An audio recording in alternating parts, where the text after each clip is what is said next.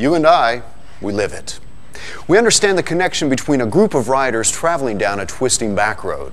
We know that even though not a word is spoken, there's a unique bond, a oneness between rider and machine. Hi, I'm Tony Noakes. And I'm Heidi Hendricks. The Harley-Davidson experience. People as individual as thumbprints, drawn together by the same passion, the same machine. These are people who know the satisfaction of riding roads they never knew before. When you're with them, you don't just fit in, you belong. Back in '83, to bring the family of Harley-Davidson riders closer together, the company formed the Harley Owners Group. That's right, the initials spell HOG. It's one of the largest motorcycle clubs in the world. Attending HOG events is more than a reason to get some seat time on your new Harley. There are seminars, bike shows, entertainment, and best of all, there are the people. Thousands of folks who have a common bond. We love to ride. We love getting away from everyday hassles and enjoying the thrill of just being alive. As the owner of a new Harley-Davidson, you've got free membership in the Harley Owners Group for a full year. Your Harley dealer heads up the local chapter, so contact them to join up. HOG is a great way to tap into the whole Harley experience. They're also a great source of information, like Hog Tales magazine and this tour book that maps out rides all over the country. And during HOG rallies and tours, you'll meet great people who, like you, understand the urge to throw a leg over and go riding with the family. At your first rally, one of the things you'll notice is Harley-Davidson riders are passionate about taking care of their motorcycles. Our bikes are important parts of our lifestyle, so we like to give them the attention they deserve. We also like to go about the sport of motorcycling in a certain way. It's what Harley-Davidson calls ride smart from the start. Come on, let's show you what we mean. A serious Harley-Davidson rider goes through a pre-ride inspection before every ride. Yes, every ride, and it doesn't take long.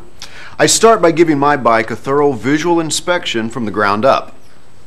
First, the tires. How's the tread?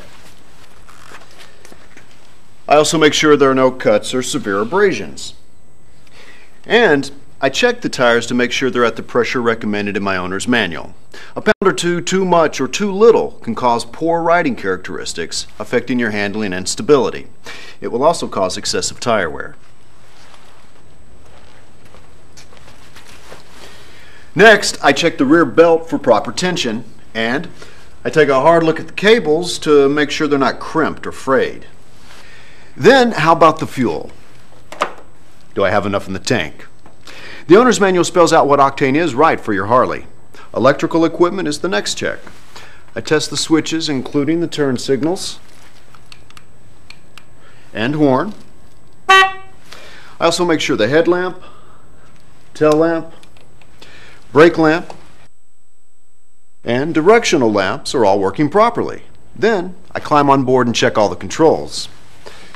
The front and rear brake, the throttle, the clutch, the shifter.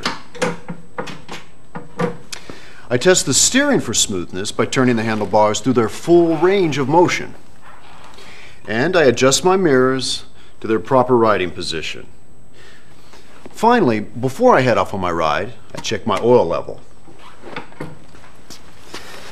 Now, that procedure is going to be different depending on which model you ride. So, refer to the maintenance and lubrication section of your owner's manual for the specifics. And remember to use Harley-Davidson oils and lubricants whenever possible. And speaking of the owner's manual, spend some time reading it and getting to know the ins and outs of your bike. And keep it handy so you can refer to it. If any concerns come up during your pre-ride inspection, use the manual to guide you through the necessary adjustments. Or if it's something you're not comfortable handling on your own, get your bike over to your authorized Harley-Davidson dealer for service. It's your responsibility to keep your bike in top operating condition.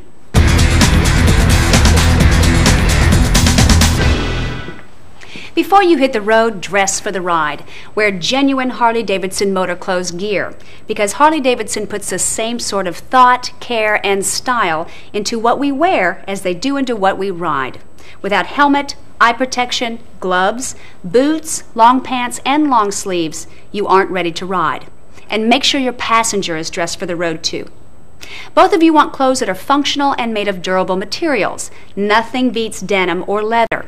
No matter the weather, long sleeves and long pants protect you against sunburn, windburn, dehydration, and hypothermia. Your pants shouldn't have too much play below the knees because extra fabric could get caught on something. Now, you want your boots to be the strong over-the-ankle kind with substantial heels that can prevent your feet from slipping off the pegs. Gloves. You want a pair that's not so heavy they interfere with your grip or cause blisters. Good gloves are sculpted to wrap around the handlebars to prevent your hands from getting tired or cold, as well as give you protection. Top it all off with the most important piece of personal equipment for safe riding, a DOT-approved helmet. Helmets play a significant role in reducing head injuries. You want one that fits your head snugly and doesn't cut into your peripheral vision. Be sure your face shield, goggles, or glasses are securely fastened, shatterproof, free from scratches, and well ventilated to prevent fogging. At night, you'll want to use clear lenses because tinted lenses will cut down on your vision. To get suited up with genuine Harley-Davidson motor clothes gear, ride over to your local dealership and have the experts there help you out. Certain items are also available through the motor clothes section of the Harley-Davidson website. Order the items you want, and Harley-Davidson will set up delivery through the participating dealer you select. Every Harley model has its own starting procedure, but they all share the same basic steps. I'll walk you through an engine startup on my Dyna Wide Glide, which has a carbureted engine. If the outside temperature is 60 degrees or warmer, here's what you do. Start by turning the fuel valve to the on position. Be sure the throttle is closed. Next, pull the enricher knob or choke all the way out. Then turn the ignition switch to on and make sure you're in neutral. The run-stop switch should be in the run position, then hit the starter button. Let the motor warm up for about 30 seconds, and just before you're ready to take off, be sure and raise the jiffy stand. Now once you're underway, ride for about a minute or a half mile with the enricher knob in full out position. After that, push the enricher knob into the halfway position and ride with it that way for another minute or half mile. Then push it all the way in. That's all there is to it. But when the outside temperature is colder than 60 degrees Fahrenheit or you're at a high altitude, you'll need to make some slight adjustments. Follow the same procedure we just went through up to the point where you start the motor. Now, here's the difference.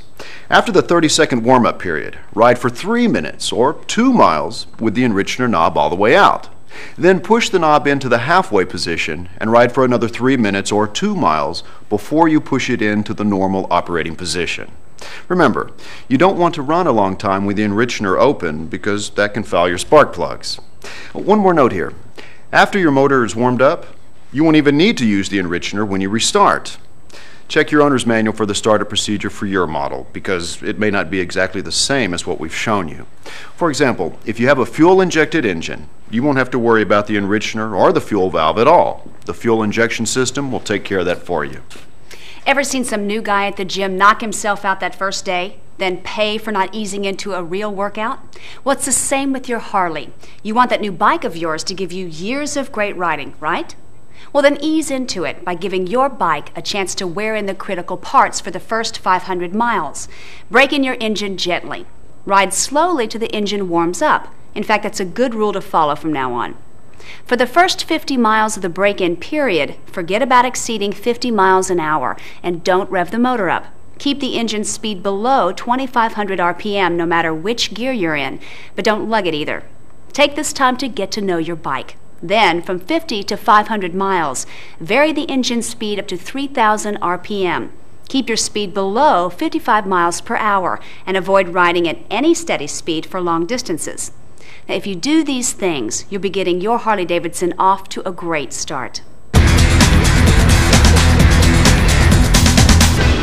Ride smart from the start. You're going to hear this a lot because it's important when you're riding as well as when you're getting ready to ride. Harley-Davidson takes riding seriously, and since we're all family, we expect you to do the same. Ride straight. It means being free of alcohol and drugs. You have to be sharp to ride. Alcohol and other drugs, even over-the-counter cold remedies, rob you of the #1 skill you need on the road: good judgment. Riding smart from the start also means reading and taking to heart information from sources such as the Motorcycle Safety Foundation, MSF. And why not check out Rider's Edge, the Harley-Davidson Academy of Motorcycling? Participating dealers offer courses for both new and experienced riders, and all of them were developed in cooperation with the MSF. For more information, touch base with your dealer or go to Rider's Edge on the Harley-Davidson website. You advanced riders might be surprised what you find out when you take one of the advanced MSF courses. The more you know, the better it gets. Even seasoned riders can learn from courses like these. Part of riding smart from the start and owning a Harley-Davidson motorcycle is keeping it in great shape. When it's time to clean your Harley, never dry wipe it. That could scratch the clear coat. Harley-Davidson offers everything you'll need, products made especially for the job, and you'll find them at your dealer and on the web at harleydavidson.com. Start by thoroughly wetting the finish. That suspends dirt particles and makes them easy to remove. Use a soft, clean cotton cloth for washing, drying, and polishing your bike. Never anything abrasive like paper towels. Now, when it comes to wheels, give them special attention because brake dust tends to settle on them. The best thing I found to remove it is Harley-Davidson Wheel and Tire Cleaner, which is biodegradable, by the way. If you follow these directions, you'll keep your bike looking great. Another part of taking care of your Harley is maintaining the value of your limited warranty. It's not just another piece of paper. It's valuable and in effect for a full year from your date of purchase. Keep that warranty registration card with you when you ride and when you visit your dealer for service. Read the warranty, know what it says, and do what it says, such as taking your Harley in for scheduled maintenance. That way, you'll keep the warranty valid and your motorcycle in the best possible shape. Now, it probably won't be long before you get the itch to start customizing your motorcycle. With genuine motor parts and genuine motor accessories, you can make your bike into a one-of-a-kind work of art. From chrome and custom paint, to leather saddlebags, to Screaming Eagle performance parts. It's all there to help you create your own experience. So, pick up a Harley parts and accessories catalog from your dealer, create your wish list, and get started.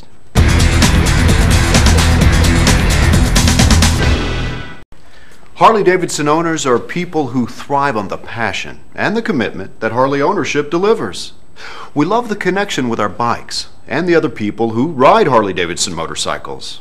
We know that life's great adventures are still out there, and a great way to reach them is on a Harley-Davidson. So, use the information we've covered in this program. Follow the guidelines in your owner's manual, and if you're unsure about any aspect of your bike or motorcycling, talk to the experts at your authorized Harley-Davidson dealer. For Harley-Davidson Motor Company, I'm Heidi Hendricks. And I'm Tony Noakes. Welcome to the family. Enjoy the ride. I'm Jeff Bluestein, Chairman and Chief Executive Officer of Harley-Davidson. And I want to personally welcome you to the Harley-Davidson family. We're headed for a second century of fulfilling dreams through the experiences of motorcycling, and we're glad you're going to be part of it. I hope to see you on the road someday soon. Until then, ride safe.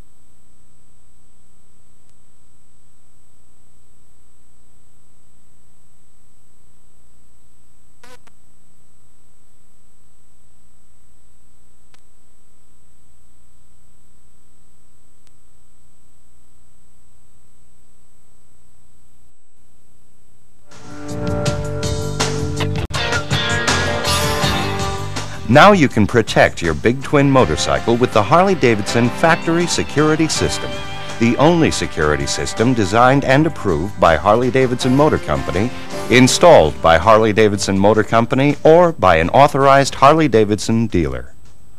A Harley-Davidson factory security system is an excellent investment, adding to the value of the motorcycle. It's like an extra insurance policy. In fact, in some areas, it may even translate into reductions in insurance rates. And this system has a wide range of programmable features.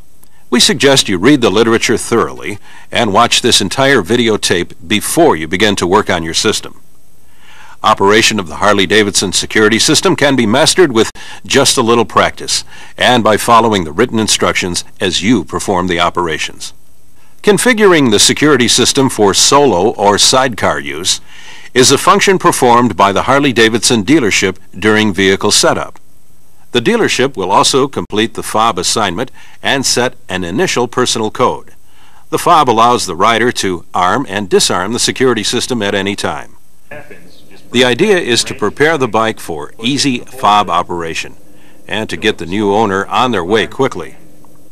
Speaking of fob operation, arming the system is accomplished by pressing and holding the fob button until the system responds by flashing the turn signals. With the optional siren, the rider will hear a chirp for confirmation in addition to the reaction of the system lights. Disarming the vehicle is accomplished with 2 quick presses of the fob button. It is like the action of double-clicking a computer mouse. The system can also be disarmed by entering a personal code manually. The personal code consists of 5 digits entered using the left and right turn signal switches. Each digit can be any number from 1 to 9. The motorcycle cannot be rearmed using the personal code. It is recommended that an owner change the code to their own preference for privacy. In the owner's manual is a wallet card for recording your personal code. It includes the procedures for disarming the Harley-Davidson factory security system and using the transport mode. Keep this card with you for quick reference when riding. Here's the procedure for changing to a new 5-digit personal code. Take note of this fact. The first 3 steps of this procedure are the same initial steps used when programming any of the functions of this system. Take note of this fact.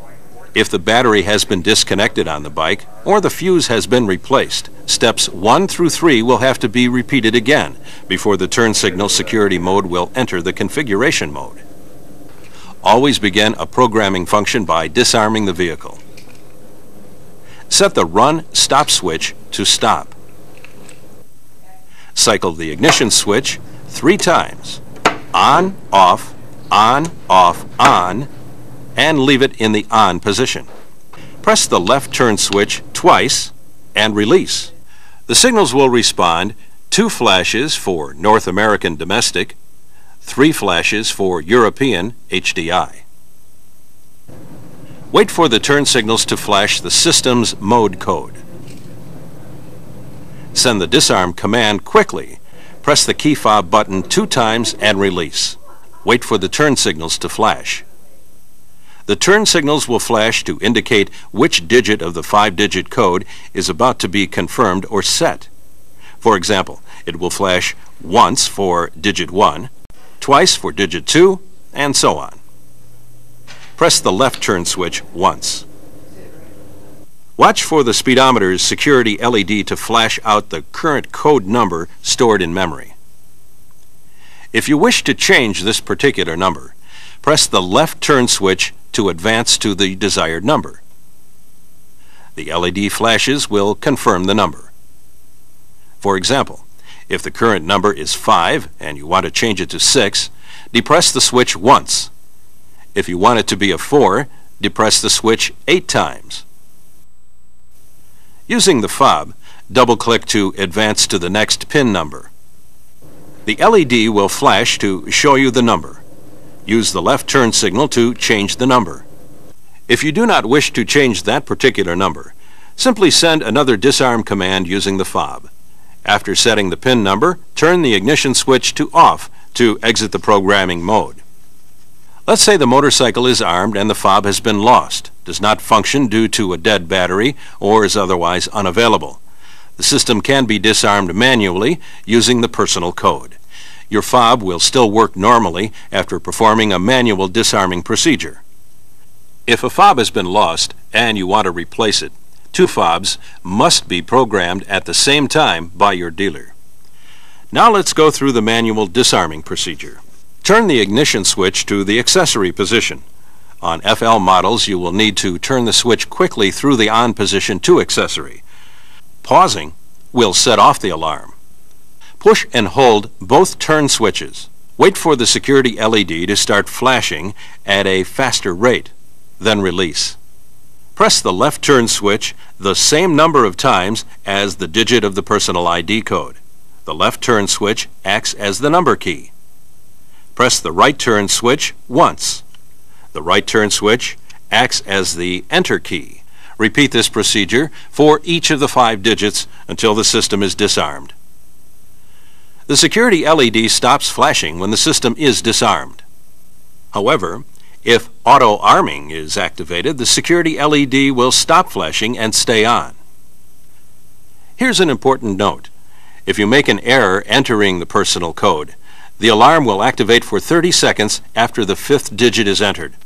You will then need to wait 10 minutes before re-entering your personal code to disarm the motorcycle. This, of course, is another security measure. Once the system is disarmed, the motorcycle may be started normally. Here's another situation that may require a special reset function.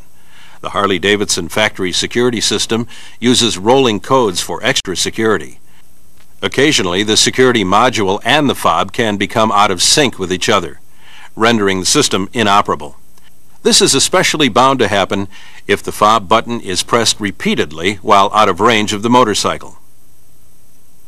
To resync, hold the fob button down until the system responds. The tamper warning sensitivity of the Harley-Davidson factory security system can be adjusted to the rider's preference. There are 4 levels of sensitivity. You may choose low sensitivity to avoid setting off the lights and optional siren in certain situations, or you may choose to set the system all the way to high sensitivity. Here's the procedure. First, disarm the vehicle if armed. Set the run stop switch to stop. Cycle the ignition switch 3 times, on, off, on, and leave it in the on position. Press the left turn switch twice. Wait for the turn signals to flash the system's module code. Send an arm command by pressing and holding the key fob button. Wait for the turn signals to flash once. Press the left turn switch once. Wait for the turn signals to flash out the code number for the current sensitivity setting stored in memory. 1 flash is disabled or off. 2 flashes is low sensitivity. 3 flashes is medium sensitivity, which is the default setting, and 4 flashes is high sensitivity. If the system is already set at the desired sensitivity level, turn the ignition switch off to exit. To change the setting, press the left turn switch to advance through to the desired sensitivity. The turn signal flashes will confirm the sensitivity selected. To exit, turn the ignition switch off.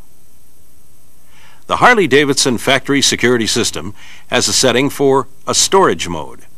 This prevents the security system from draining the battery after a period of days. In the storage mode, all alarm functions are suspended and the receiver is shut down and will not respond to the fob. The motorcycle is immobilized because the starter motor and ECM EFI controllers are disabled. When the storage mode is entered, the LED stops flashing to conserve power. To wake up the system from the storage mode, the ignition key must be turned on. This will trigger the alarm if the system is previously armed. You must use the key fob or personal code to disarm the system and stop the alarm. You may choose to send the system into the storage mode after 30 days, 60 days, 90 days, or you can set it to infinity. On infinity, you must use a trickle charge during long storage or the battery will be drained by the security system. Here's the procedure to choose the storage mode preference. Disarm the vehicle if armed. Set the run stop switch to stop. Cycle the ignition switch 3 times. on, off, on, and leave it in the on position. Press the left turn switch twice. Wait for the turn signals to flash the system's module code. Send an arm command by pressing and holding the key fob button. Wait for the turn signals to flash once and release the button. Send another arm command by pressing and holding the key fob button. Wait for the turn signals to flash twice and release the button. Send another arm command by pressing and holding the key fob. Wait for the turn signals to flash 3 times and release the button. Press the left turn switch once. Wait for the turn signals to flash out the code number for the current mode stored in the memory. 1 flash is 30 days. 2 flashes is 60 days, which is the default setting. 3 flashes is 90 days. 4 flashes is infinite or never. If the system is set to the desired wait period, exit the programming mode by turning the ignition switch off. If you wish to modify the storage mode wait period, do the following. Press the left turn switch to advance through to the desired mode. The turn signal flashes will confirm the period selected. To exit, turn the ignition switch off. Auto arming is another feature that can be programmed into the Harley-Davidson factory security system. Auto arming can be disabled or enabled. When enabled, the system will arm itself 30 seconds after the ignition is turned off, even if the rider does not send an arm command with the fob. Auto arming enabled is standard for all European international models. Domestic models are factory set with the auto arming disabled. Here's the procedure. First, disarm the vehicle if armed. Set the run stop switch to stop. Cycle the ignition switch 3 times. On, off, on, and leave it in the on position. Press the left turn switch twice. Send the arm command by pressing and holding the key fob button. Wait for the turn signals to flash once and release the button. Send an arm command by pressing and holding the key fob button. Wait for the turn signals to flash twice and release the button. Press the left turn switch once. Wait for the turn signals to flash out the code number for the current arming option stored in memory. 1 flash means auto arming is disabled or off, which is the domestic default setting. 2 flashes mean auto arming is enabled or on. To change the arming option, press the left turn switch to advance through to the desired mode. The turn signal flashes will confirm the arming mode selected. To exit, turn the ignition switch off. Suppose you want to service or transport the motorcycle in a secure state. You can temporarily disable the motion alarm while keeping the starter and ignition system disabled, so the motorcycle can be in a secure state without activating the flashing turn signals or optional siren. Verify that the vehicle is disarmed. Set the run stop switch to stop. Turn the ignition switch to the on position. Send an arm command, press and hold the key fob button. Wait for the turn signals to flash 3 times and release the button. Turn the ignition switch to the off position. Send an arm command, press and hold the key fob button. Wait for the turn signals to flash 3 times and release the button. The motion detection portion of the security system will be suspended for 1 cycle of the ignition key. Any attempt to hotwire the motorcycle will trigger the security system. If the motorcycle is disturbed in the armed state, the alarm will sound for a short time, then rearm. The predetermined sensitivity level will determine how this function works. If the alarm is triggered by a major disruption, it will sound for a longer period of time. If an attempt is made to start the bike, the alarm will continue to sound even if the power to the bike or alarm is cut. Those are the basics of the Harley-Davidson factory security system. Now that you understand the system, you can enjoy a new level of security for your Harley-Davidson motorcycle.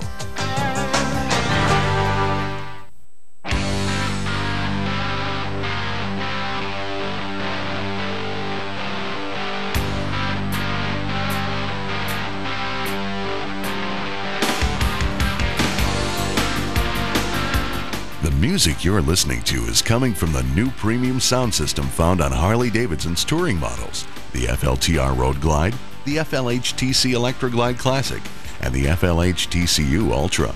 The latest premium sound system integrates an AM, FM, and weather band receiver with a full-featured compact disc player and an auxiliary input for a cassette, digital player, or personal radio. This model has an integral amplifier that boasts 40 watts of power to each speaker. And on the Electra Glide Ultra Classic, the premium sound system incorporates both a rider-passenger intercom and a 40-channel Citizen Band transceiver. This video is divided into 4 parts. The first 3 demonstrate features that are available on all premium sound system equipped Harley-Davidsons. Part 1 will identify the receiver push buttons and the rider thumb controls. Part 2 will demonstrate how to operate the radio. And in Part 3, we'll try the CD player and the auxiliary input. The 4th part covers the additional passenger controls and speakers, the intercom, and the CB radio found on the Ultra Classic. Part 1. Receiver push buttons and rider thumb controls. The stereo receiver sits behind this push button panel, CD cover, and LCD. It's easy to use, intuitive in fact. We'll start with setting the time of day, a common function. But first, let's take a tour of the buttons on the front panel that make the premium sound system simple to operate. We'll also identify the rider thumb switches that can be operated without having to take your hands off the hand grips, the audio push and tilt switch on the left hand grip, and the mode select push and tilt switch on the right hand grip. The front panel consists of 2 rows of push buttons, a CD cover, and a liquid crystal display, LCD, that displays the status of the receiver. Panel buttons 1 through 4 are preset buttons. They quickly tune the radio to your favorite broadcast station with a simple press. The number 4 station preset button, labeled R&D, also doubles as a random track CD button. The Seek and Scan button selects how the receiver tunes to available radio in the area. The Local Distant button sets the sensitivity levels of the receiver. The compact disc slot is behind this snap cover, and the CD eject button is right under the cover. The power and off button is here. A 3.5mm jack that accepts an input signal from auxiliary devices is under the cap labeled AUX. The lift-up cap helps keep out dirt and debris. And finally, the hours, HRS, and minutes, MIN buttons set the time of day. The audio push and tilt switch on the left hand grip is easily operated with the left thumb, even while riding. Press it in, lift it up in the plus direction, or press it down in the minus direction. The mode select push and tilt switch on the right hand grip is easily operated with the right thumb while riding. Press and release, lift it up, or push it down. Part 2. Operating the radio. Turn ignition to access. Press buttons. Watch display.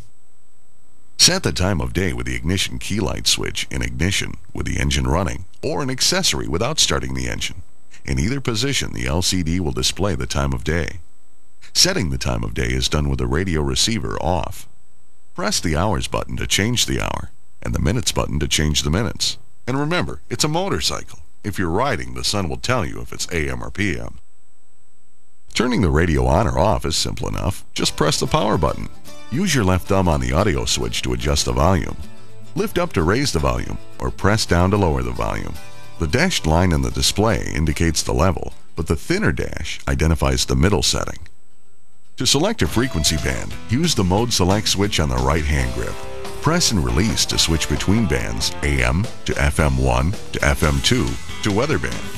A band jump feature allows the rider to jump back to a favorite band just by pressing and holding the mode select switch. You can tune to your favorite station in Seek, Scan, or Manual. Press the Seek Scan button to switch between the 3 modes, Seek, Scan, or Manual. The receiver is in the manual mode when neither Seek or Scan is displayed. In Seek, press and release the mode select switch either up or down, and the radio will tune to the next strongest station and stop on that station. Press the switch again to seek the next strongest station. In Scan, press and release the mode select switch. The radio will seek the next strongest station, momentarily play it, about 10 seconds, and then scan and play the next strongest station. The receiver will scan continually until you press and release the mode select switch again in the same direction that initiated the scan. When in manual tuning mode, simply press the mode select switch up or down until you find a station of your choice and release. The local distant button can be used to adjust sensitivity when tuning.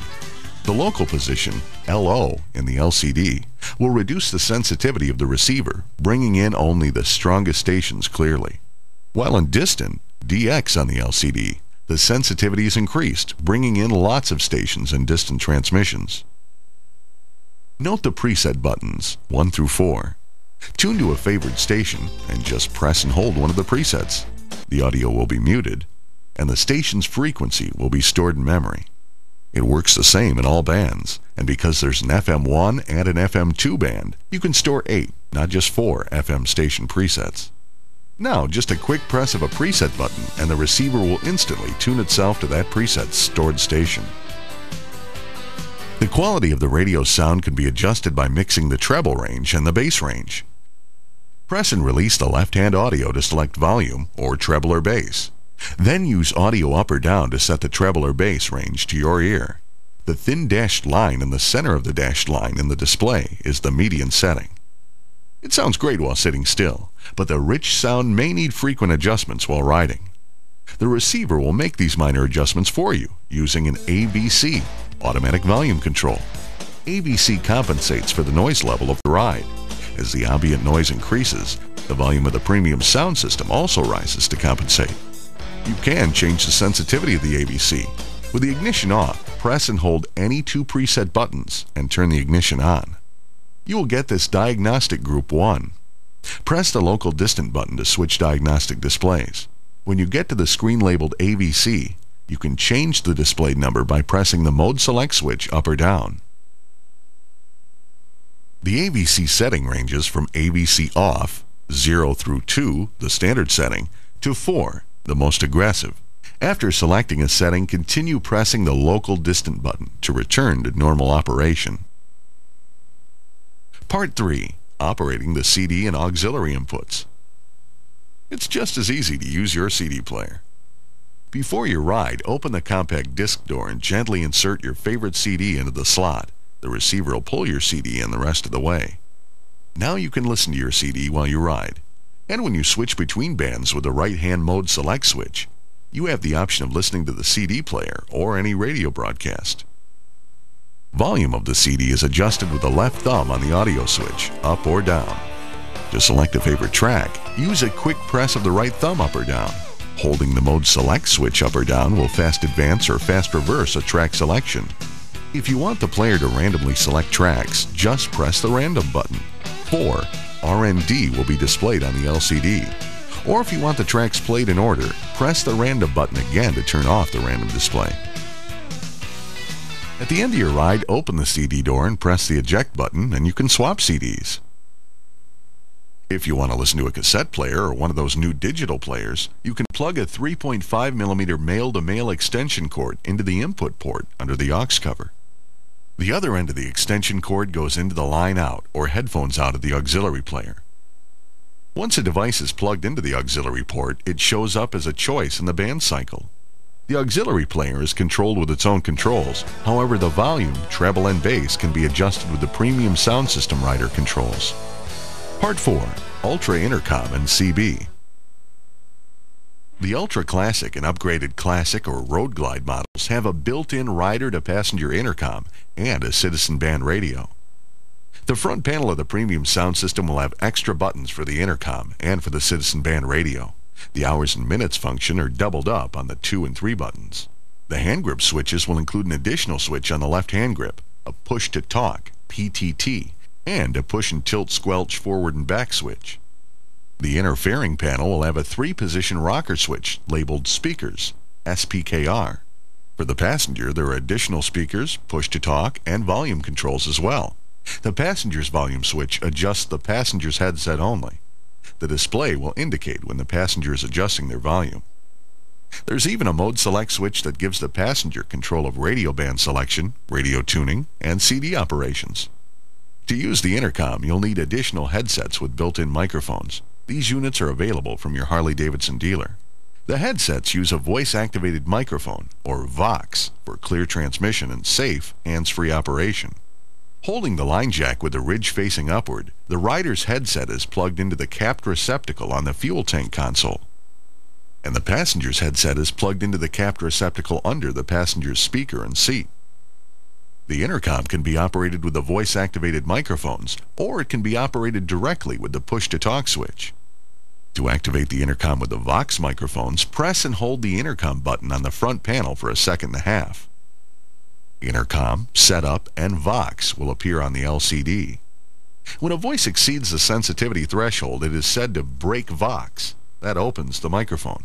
If the microphone opens because of road noise, the Vox is too high.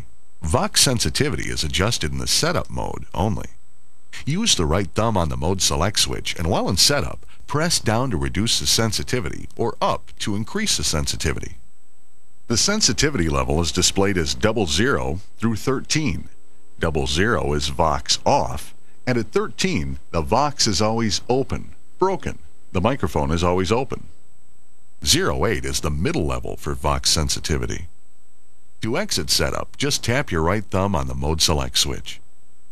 To maintain control of your bike, setting the intercom Vox sensitivity and headset volume is best done while standing still. Are you ready to ride? I'm ready too. This is fabulous. Now the rider and passenger can talk to each other just by speaking up to break Vox. Be sure to start your conversations with a clean break and finish your sentences, as the voice-activated microphone will deactivate after 2 seconds of silence. Hey, honey, stop at the next roadside. I'll get some pictures of the nice scenery. Good idea. I can use them in our Hog Chapter newsletter. The intercom can also be operated by simply pressing and holding the push-to-talk button. The receiver does not even have to be in the intercom mode. This is called the Quiet Ride feature. Oops, is it too late to make the turnoff for our local dealer? I promised my sister something from the leather shop. I guess not. I need a new visor anyway. The passenger and rider can talk to each other as long as either is pressing the push-to-talk button. However, before you press push-to-talk, be sure the CB is off, or that personal conversation will be transmitted to the neighboring CB community as well. The CB is just as easy to use. It can be used with the headsets and microphone in the rider and passenger positions, or in the rider position with a Harley Davidson handheld microphone. Like the intercom, press the CB button for more than 1.5 seconds to activate the CB. The activated CB will be set to the last channel, squelch threshold, and volume level. The display also comes up in the setup mode. Squelch and the CB channel and volume are set in this mode. Much like the Vox microphone, a CB signal is passed to the speakers or headsets only if the signal strength exceeds the threshold set with the squelch switch. When the CB signal exceeds the threshold, it is said to break squelch. The squelch threshold is adjusted with the squelch switch on the left hand grip. Press forward to increase sensitivity or rearward to reduce sensitivity. While in setup, the mode select switch up or down can be used to select a CB channel. And with the squelch broken, use the left-hand audio up or down switch to set the volume. And while still in setup, the local distant button can also be used to adjust CB sensitivity. The local position will reduce the sensitivity of the receiver, bringing in only the strongest transmissions clearly. To exit setup, just press the mode select switch once. Once set up, all you need to do to transmit is press and hold the push-to-talk switch on the left-hand grip, or the passenger's right speaker pod control. While in the distant mode, the sensitivity is increased, bringing in additional transmissions.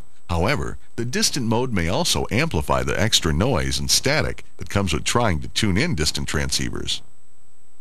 The balance of audio level between the front rider speakers and the rear passenger speakers can be adjusted with a fader control on the receiver.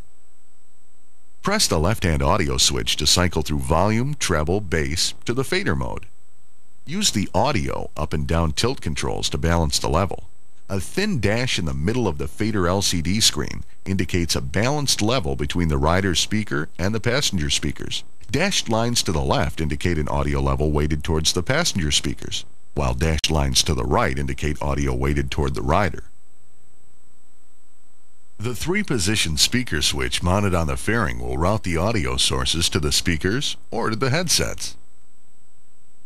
To hear the audio through the speakers, Rock the speaker switch rearward into the speaker position to illuminate the speaker LED. The setting of the fader will determine the volume balance between the rider and passenger speakers. The intercom, however, will still only be heard in the headsets. To transfer CB reception to the headsets, but leave the radio or CD playing through the speakers, rock the speaker switch to the center position. The CB or intercom conversation is heard through the headsets at the pre-adjusted setup level. However, the volume of the music overlay from the speakers can be adjusted with the audio switch while the CB or intercom is active. To hear any and all of the audio in the headsets rather than from the speakers, rock the speaker switch all the way forward. Now the music will automatically mute when the CB is receiving a transmission. Your owner's manual has all the details and handy tables describing how the premium sound system operates. Harley-Davidson's premium sound system incorporates a compact disc player into its quality multiple band radio receiver. It utilizes intuitive receiver controls and thumb-operated rider switches that are easy to use. But most importantly, Harley-Davidson's new premium sound system still produces the same rich stereo sound that it's famous for.